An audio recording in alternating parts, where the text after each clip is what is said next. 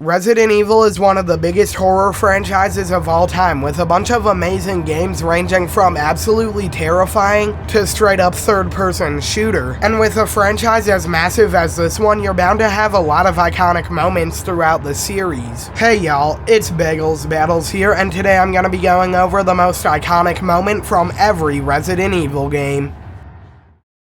Resident Evil Village. The first encounter with Lady Dimitrescu. Resident Evil Village is one of the most phenomenal games in the series, with over 8.3 million copies sold. A large reason for this game's massive success is the marketing and massive fanbase of the character Lady Dimitrescu. No matter how weird or cringy it was, there's no denying that this character absolutely broke the internet and had millions of people around the world talking about Resident Evil. Even KFC was talking about it, and this was 6 months before the game even released, so once the game finally dropped, you knew the hype was gonna be through the roof. And that it was. On the day of release, everyone and their mother was racing through the beginning of the game so they could get to Lady D's castle and finally see what it looked like. And when they were greeted with that cutscene, they knew the game was gonna be a fun ride. Resident Evil 7. The family dinner. So to truly understand why this scene is so important and iconic, we have to go way back to Resident Evil 4, when they started moving the series more to an action-adventure direction, rather than the survival horror style that the series was built on. And fans absolutely loved Resident Evil 4 because it was a perfect blend of action and horror, but Capcom's next title in the series wouldn't do so great.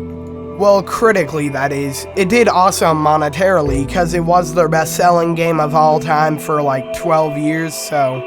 Resident Evil 5, the game that completely abandoned survival horror as a whole and went for more of a Call of Duty / Resident Evil / Tomb Raider approach. But fans were still able to look over the lack of horror in the game and enjoy the game for what it was, an action-adventure Resident Evil game that was trying to be different from the other ones. But the next entry in the series wouldn't be so lucky. Resident Evil 6. This game was absolutely torn apart by fans. Everyone was hating on it left and right, and to this day, a lot of people still consider it to be one of the worst Resident Evil games in the whole series. But I actually really enjoyed Resident Evil 6 and place it as my second or third favorite entry in the entire series. And the reason that this game was hated on so much is that there wasn't an ounce of survival horror in the entire game. You didn't have to scavenge for resources, and it wasn't scary at all. Fast forward 4 years to 2016 and we get the announcement of Resident Evil 7, and it had a lot of fans speculating if it was even gonna tie in with the other entries of the series, cause the demo was completely different from anything that any Resident Evil fans have ever seen before. Now it's 2017 and Resident Evil 7 just dropped, and you go into the game not having any idea what's gonna happen, and then you realize you're playing as an average Joe, which has never happened before in the Resident Evil series. You've always played as someone with some kind of weapons experience, so this alone already adds an uneasy factor to the game, but combine that with the story of the game. The guy's wife goes missing and then he has to go to a creepy abandoned house to find her 3 years after she goes missing, and then you find yourself terrified before anything scary even happens. And then you find Mia, and this already raises questions as to how she's still alive after being kidnapped for 3 years, and who kidnapped her and is holding her captive in the cage. So after just barely being able to defeat her, after using every single one of the bullets that you have, and after she chopped your guy's hand off, and then this other dude comes around who is obviously way stronger than Mia and is able to knock out Ethan with a single punch, you know that you're gonna need to hide because this guy is too strong for Ethan to currently handle. And then Ethan wakes up right in front of this guy face to face, and there's even more of them. There's a giant crazy family of people who's ready to kill Ethan at any given time, and that alone is terrifying. But combine it with the actual events that go down right there at that table, and you have yourself an iconically disturbing intro to an amazing video game.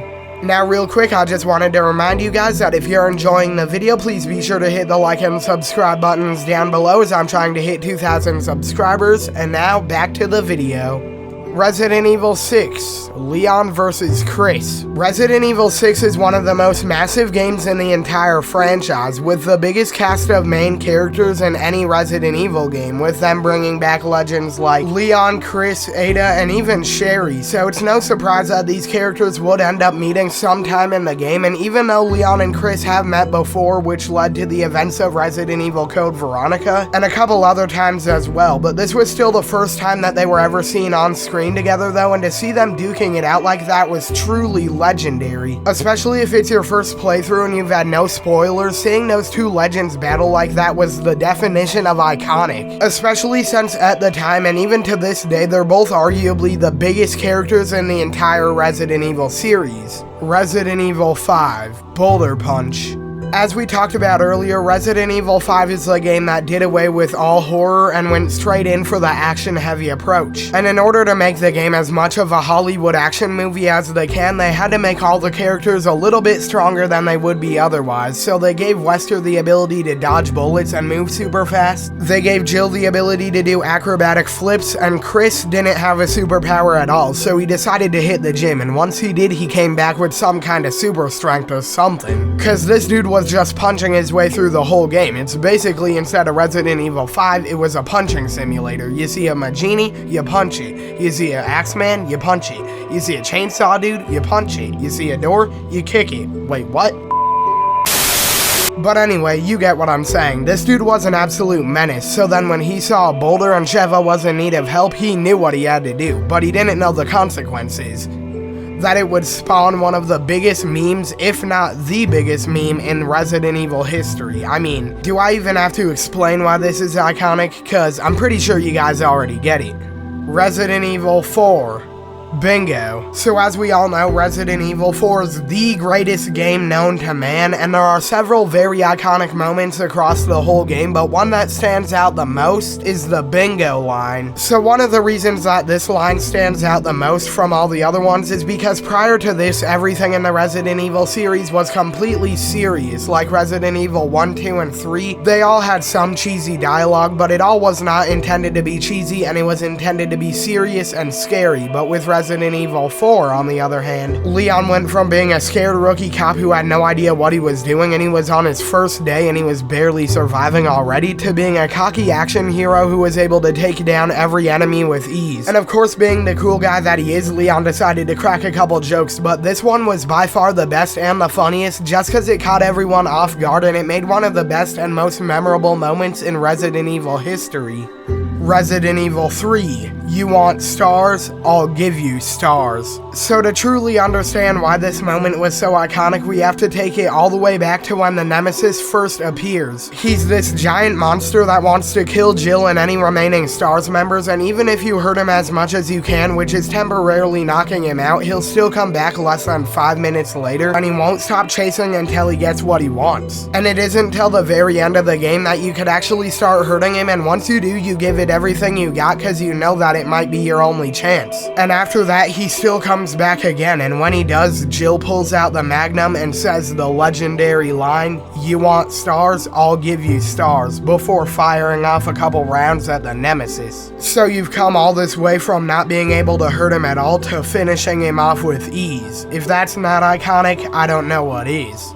Resident Evil 2, the first liquor. The original Resident Evil is one of the most iconic games of all time, so when the sequel rolled around, a lot of people knew that it was gonna be amazing. But I don't think anybody's pre-launch predictions were accurately able to gauge how amazing this game was actually gonna be. And though we did have hunters, sharks, and tyrants in the original Resident Evil, RE2 brought us something brand new and unique. The Lickers, the most terrifying enemy to hit the series and gaming as a whole at the time. And the first encounter with the Lickers was extra terrifying, mostly due to how unexpected it was, since the player would just be walking through the hallway and then the game would just go into a cutscene, and once it came back out, you'd be face to face with this terrifying creature and you'd have to make the decision to either run or stay and fight. And since then, the Lickers have become a staple of the Resident Evil series, almost appearing in every other game, possibly just due to how iconic this moment was and how much the fans love the enemies.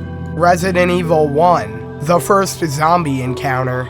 I mean, do I even have to explain? This is where it all started, where the series began, the first ever zombie. Here, I'll explain. So the Bravo team helicopter gets lost and loses signal, so then they send in Alpha team, and all of a sudden these zombie dogs start chasing them into a mansion. And once they make it into the mansion, they realize one of their friends is missing, Barry or Chris, depending on which scenario you choose. So then they hear a loud booming noise in the other room, and Chris or Jill decides to check it out. And once you make it into the other room, you see a pool of blood on the floor, and that's already disturbing enough. But then you open the door and go into the other room, and you hear these noises, almost like someone's eating something. So then you turn the corner, and sure enough, it's somebody eating someone else. And then you see the cutscene of the zombie turning his head back in a disturbing manner. And that, my friends, is the most iconic moment in the Resident Evil series. The perfect intro to the perfect game. Well, there you have it, guys. The most iconic moment in every Resident Evil game. And if you guys enjoyed the video, please be sure to hit the like and subscribe buttons down below, as I'm trying to hit 2,000 subscribers. And I'll see you all on the next episode of Bagels Battles!